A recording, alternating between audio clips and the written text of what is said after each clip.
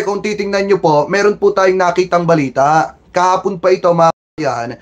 Pero pag-uusapan po natin ngayon kasi related po ito dun po sa topic po na tatalakayin po natin. So ngayon kung titingnan nyo po, ayon po dito sa Billionario News Channel mga kababayan, higit daw po 1.1. Sabi po dito mga kababayan, ba't lumipat? Wait lang ha. Sabi po dito mga kababayan, higit daw po 1.1 billion proyekto na kubra ng isang kontraktor sa Palawan sa ilalim daw po ni House Speaker Martin Romualdez. O biruin nyo mga kababayan ha, higit daw po 1.1 billion pesos yung nakubra ng isang kontraktor dyan daw po sa Palawan mga kababayan sa ilalim daw po ni House Speaker Martin Romualdez. So ngayon pakinggan po natin ito mga kababayan. Magdiin kay dating House Speaker Martin Romualdez sa umano'y korupsyon sa gobyerno. Sa patuloy na pagbusisi ng Billionario News Channel, lumobo ang kontrata ng isang kumpanya sa Palawan nang maging caretaker nito ang kongresista. May-ari, dati niya umanong executive assistant. Grabe no? Exclusive agenda report ni Joash Malimbag. Tila naging sentro ng bidding operate. Mima, binabalata ko na si ano. Gusto mo sumali? Watching. Ay, shoutout kay Mima Alicia ha. Shoutout at saka kay Ligaspi 1957. May galab shoutout po ha. Pasensya na kayo mga kababayan, hindi kasi ito yung time natin. Pero ilalive ko na para maaga tayo matapos. Anyway, tuloy pa natin. Ang Palawan mula late 2023. Ayon yan sa isang source na dumulog sa Billionario News Channel. Ayon sa datos na nasa DPWH website, 7 kontratang nagkakahalaga ng higit 1.1 billion pesos ang nakubra ng kumpanyang Octagon Concrete Solutions Incorporated at mga ka-joint venture nito sa Palawan. Grabe mga kababayan, no? Higit 1.1 billion pesos yung nakubra mga kababayan ng isang kontraktor dyan daw po sa Palawan. Ngayon ang tanong po dito, naging maayos po kaya yung proyekto mga kababayan, ito pong kontraktor na ito? Kasi baka mamaya, ito pong paglobong ito ng proyekto ng halaga na umaabot ng 1.1 billion pesos na nakubra ng isang kontraktor sa ilalim ni House Martin Romualdez, baka mamaya may mga substandard po dito. Tayo nagtatanong lang naman. Anyway, tuloy pa natin. Sa mga taong 2024 at 2025, ito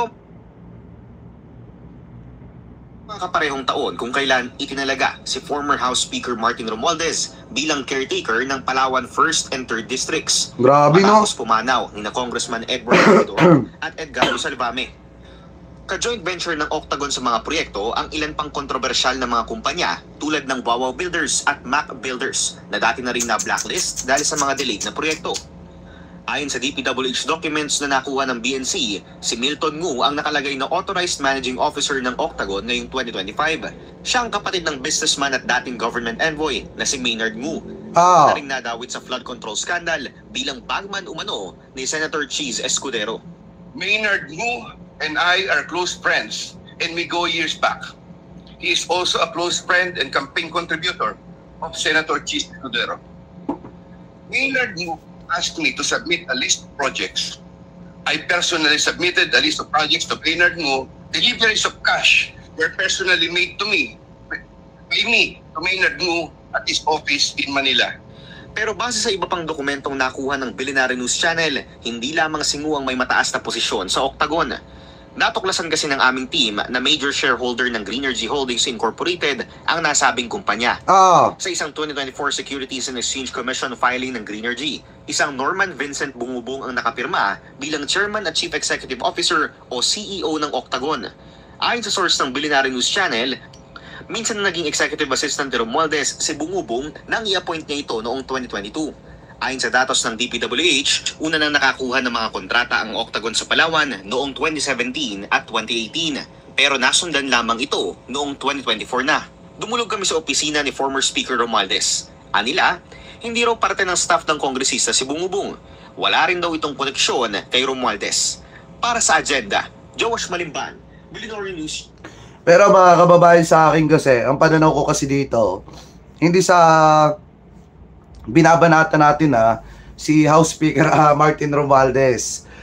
bigyan natin to ng benefit of the doubt. Kasi nga naman, baka mamaya wala palang kinalaman, pero nababanggit yung kanyang pangalan. Pero gaya nga po ng sabi ko sa inyo mga kababayan, ang gobyerno ni PBBM, wala pong sisinuhin pagdating po dito po sa issue ng maanumalyang flood control. At ang isang patunay po dyan mga kababayan, ay ito pong nakita po nating balita na kung saan, kung titingnan po natin, maliwanag naman po kanina na talagang may binanggit ng pangalan, ito pong si PBBM. So ito, i-play po natin. Isi-switch account ko na. Okay, bam. Kagi, paano ba yun? Oh.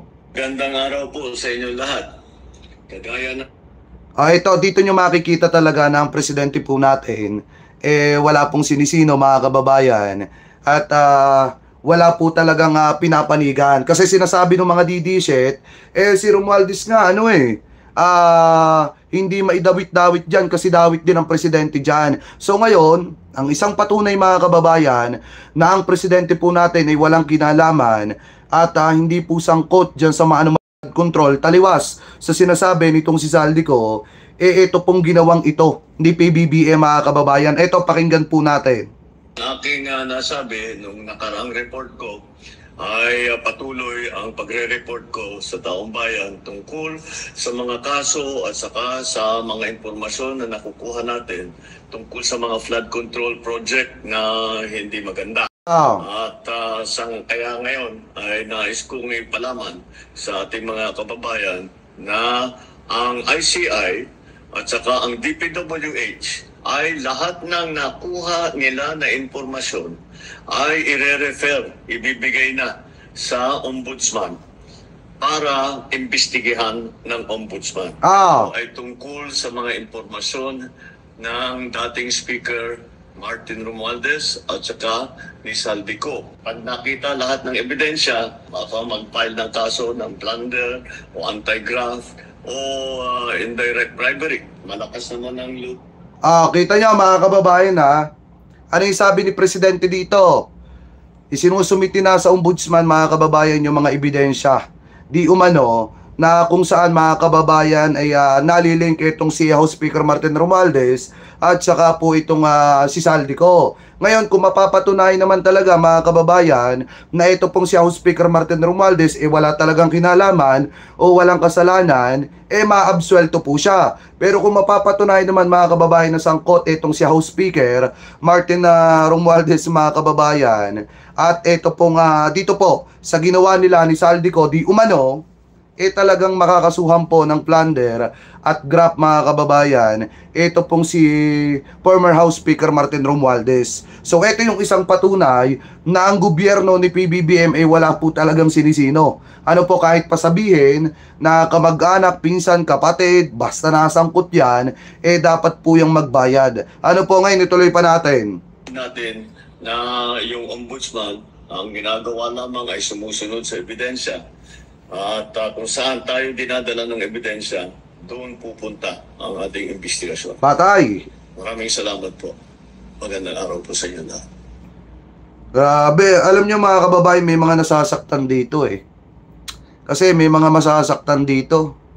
Yung mga DD-shit na nagsasabi na ito pong si PBBM kaya hindi daw po kayang banggain, ito pong si House Speaker Martin Romualdez dahil daw kasangkot itong presidente mga kababayan, at tama daw po yung sinabi nitong si Saldico na mga aligasyon laban daw po kay PBBM at saka kay former House Speaker Martin Romualdez. Pero gaya nga po ng sabi ko mga kababayan, maliwanag naman yung sinabi ni PBBM na kapag lumabas kung ano yung lalabas sa ebidensya, kung sangkot si House Speaker Martin Romualdez at itong si Saldico, makakasuhan sila ng plunder at saka po graft. Ngayon, ang pananaw ko naman po dyan, kung inosente naman itong si Martin Romualdez, o di maabsuelto po siya dito po sa mga posibleng pananagutan po niya. Ngayon mga kababayan, ang sa atin na maganda naman dito kay Romualdez, hinaharap niya yung mga matitinding aligasyon laban po sa kanya. Unlike naman dito mga kababayan kay Saldico na hanggang ngayon nagtatago pa rin. Ngayon, bukod pa po dyan mga kababayan, kung titingnan nyo, may nakita po ulit tayong isa pang balita Ito pa oh. Yan. Napakatindi nito. Magandang araw po sa inyo lahat. Ito po ay isa pang report na aking ginagawa upang malaman ng taong bayan kung ano na ang nangyayari sa mga control na kaso na naging iskandalo. At kung paano kung ano ang mga ating nagawa upang mapanagot ang mga may kagagawan nito. Kaya nais kong i-report na ang ombudsman nagpormal ng naghain ng kaso laban kina Saldico at iba pang 17 individual batay sa mga ebidensyang iniakyat ng ICI at saka ng DPWH. Hindi po ito haka-haka, hindi po ito kwento. Ito po ay tunay na ebidensya. At ito po, para hindi ko na babasahin, pero makikita naman ninyo sa phone ninyo, ito yung listahan ng may arrest warrant na. At ang susunod na hakbang ay wala nang paligoy-ligoy pa. Ang ating mga otoridad ay siyempre papatupad na nila itong mga arrest warrant na ito. Nako! Aarestuhin na sila. Ihaharap sa korte at pananagutin sa batas. Walang special na pagtrato, walang sinasanto. Ako ang nagsimula nitong lahat. Ako ang magtatapos. Kaya't asahan po ninyo na wala pong tigil itong aming ginagawa. At kahit na parang napakatagal ang dumaan na panahon, ako'y nagpapasalamat sa pasensya ng ating mga kababayan.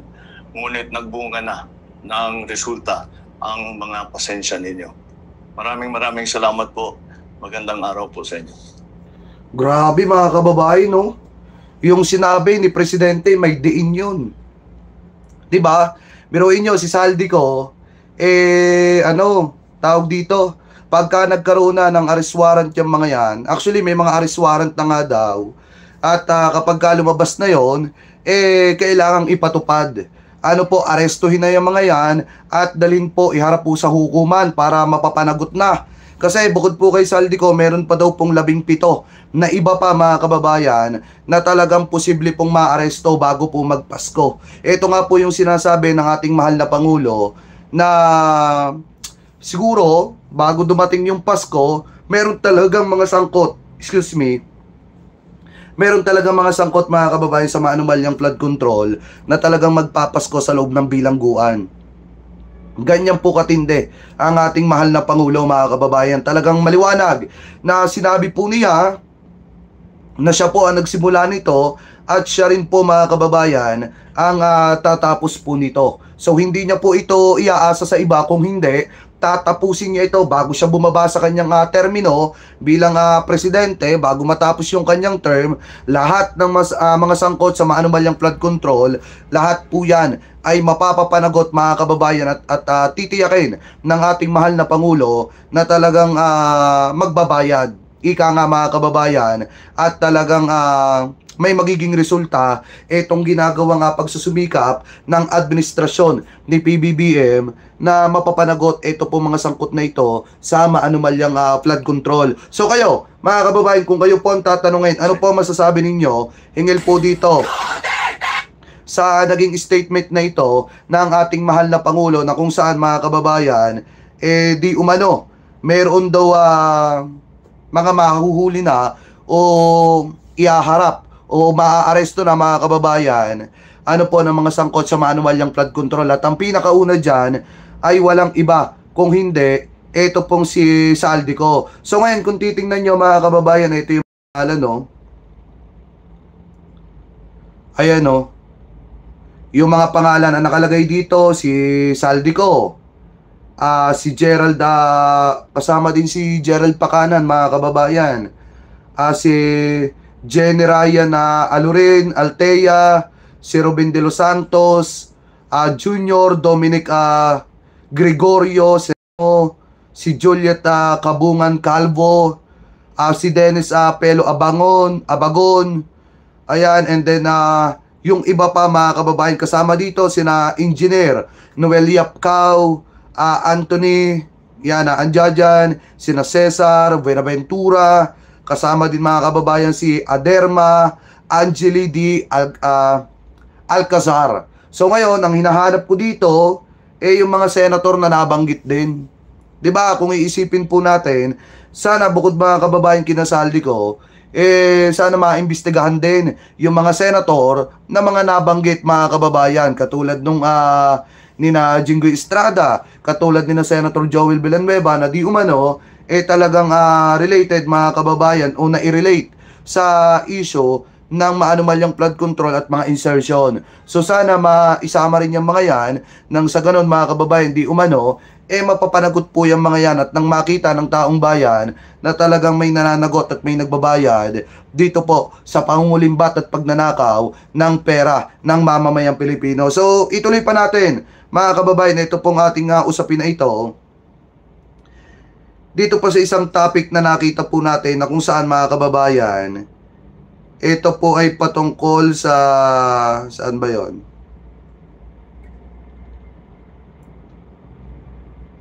Ay hindi, sa ibang usapin na pala yun mga kababayan. Itong topic natin ngayon medyo maikli lang siguro 20 minutes okay na. Ano po kasi ang mahalaga lang naman dito narinig ninyo yung sinabi ng mahal nating Pangulo na siya po ang nagsimula nito at siya rin po mga kababayan ang magtatapos po nito. So ibig sabihin, seryoso po talaga ang presidente na mapapanagot ito pong mga sangkot mga kababayan sa maanumalyang flood control. So kayo, kung kayong tatanungin mga kababayan, ano po ang masasabi ninyo? Hingil po dyan sa topic na yan na tinalakay po natin. Ano po ang komento ninyo mga kababayan? Hingil po sa di umano'y paglobon ng kontrata ng isang kontraktor dyan sa Palawan sa ilalim daw po ng pamumuno nung naging caretaker ng Palawan, ito daw pong siya House Speaker Martin Romualdez. At ano rin po masasabi ninyo hingil po sa paglalabas ni PBBM ng update about po dun sa di umano pagsasampa ng mga ebidensya na pumapatungkol dito po kay House Speaker Martin Romualdez at dito po kay Saldico. Diyan po mga kababayan sa ombudsman, at kung mapapatunayan daw pong sangkot, posibleng makasuha ng graft mga kababayan at saka daw po plunder. So comment below na lamang po kung ano po masasabi ninyo, hingil po dyan.